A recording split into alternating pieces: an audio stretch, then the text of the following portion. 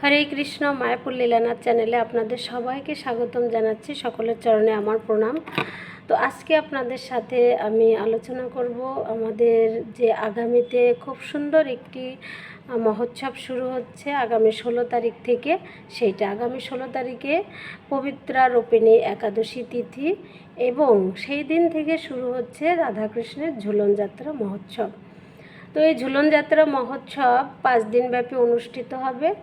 এই একাদশী থেকে শুরু করে একাদশী এবং তারপরে পরবর্তী 5 দিন পূর্ণিমা তিথিতে এটি সমাপ্ত হয়।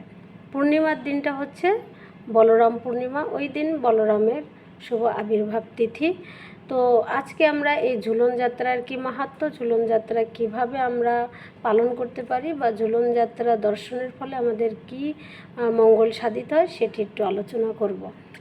তো শাস্ত্রে বলা হয়েছে যে দোলায় চ দোল গোবিন্দ, চাপে চ মধুসূদন, রথে চ বামনাম দৃষ্ট, পুনর্জন্ম ন বিদ্যতে।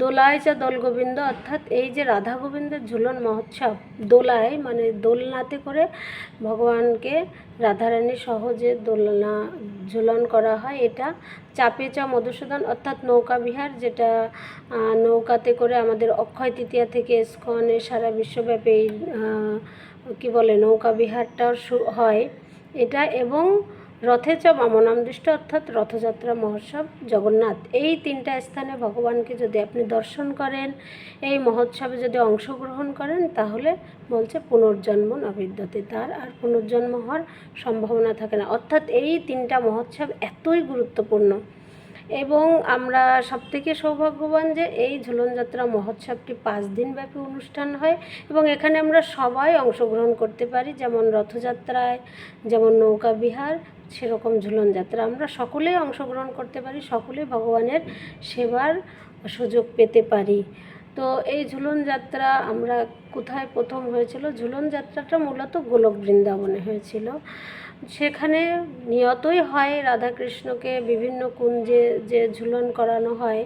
তাছাড়া বিশেষত্ব যে এই শ্রাবণ যে আপনার তিথি, শ্রাবণের যে এই একাদশী তিথি থেকে এই বলরাম পূর্ণিমা পর্যন্ত একটা বিশেষভাবে, যেহেতু এই শরৎকালে বৃন্দাবন অনেক সুসজ্জিত থাকে, সমস্ত প্রকার ফুল ফল এবং শরতের বৃন্দাবনের একটা আলাদা মাধুর্য অত্যন্ত সুন্দর। ভাগবতমের 10ম স্কন্ধে এটি বর্ণনা করা হয়েছে যে শরৎকালে বৃন্দাবন পুরো একটি অধ্যায় রয়েছে, অত্যন্ত সুন্দর বর্ণনা সেখানে সুখদেব গোস্বামী দিয়েছেন। তো এই সময়টাতে রাধা কৃষ্ণকে তার সখীবৃন্দ যারা সেবক আছেন তারা না এই দোলনাতে সুন্দর করে ফুল পুষ্প দিয়ে সজ্জিত করে, দোলনা সজ্জিত করে দোলাচ্ছেন এবং তাদের বিভিন্ন প্রকার প্রীতিবিধান করছেন।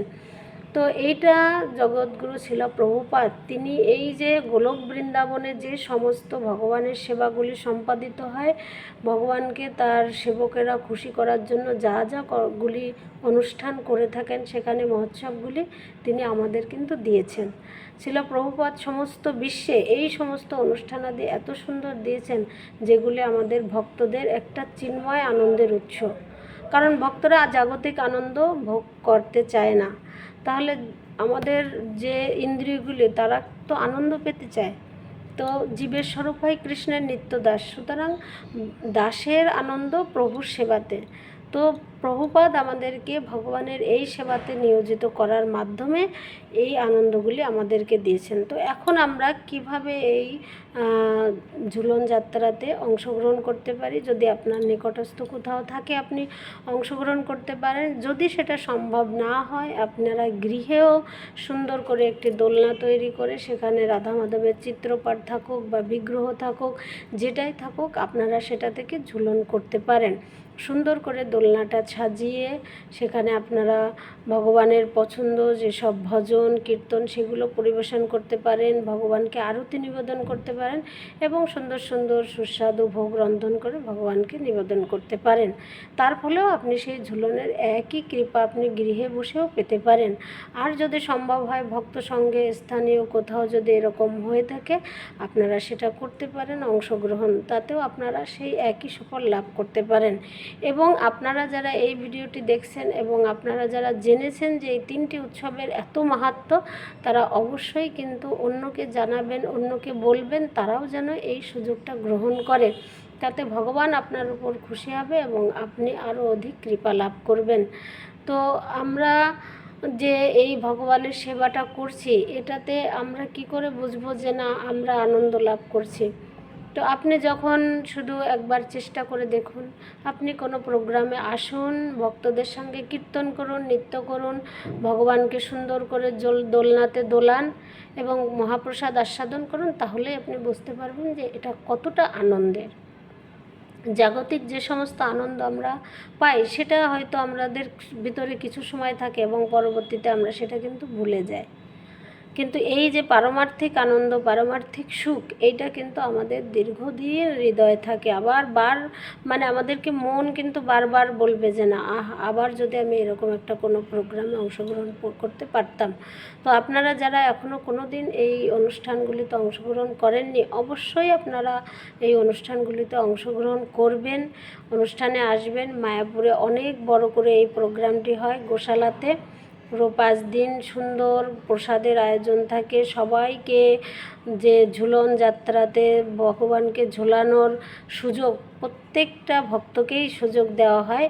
আর এইভাবেই আমরা কিন্তু সাধারণত রাধা মাধব যে বিগ্রহ রয়েছেন সেটার সরাসরি সেবা এইভাবে করার সুযোগ থাকে না।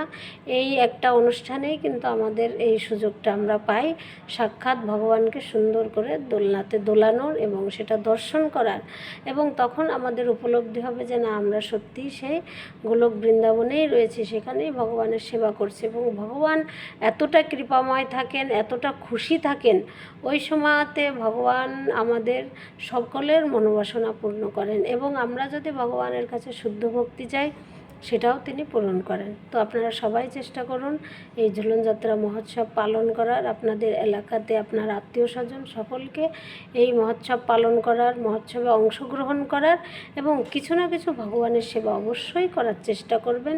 আপনারা ফুলের মালা তৈরি করতে পারেন, ভোগ রন্ধন করতে পারেন, সাজসজ্জায় অংশগ্রহণ করতে পারেন, বিভিন্ন প্রকার সেবা আপনারা করতে পারেন এবং তার মাধ্যমে ভগবানের প্রিয় ভাজন হতে পারেন। তো অবশ্যই ভালো লাগলে ভিডিওটি শেয়ার করবেন, নতুন হলে সাবস্ক্রাইব করবেন, সাথে থাকবেন। হরে কৃষ্ণ।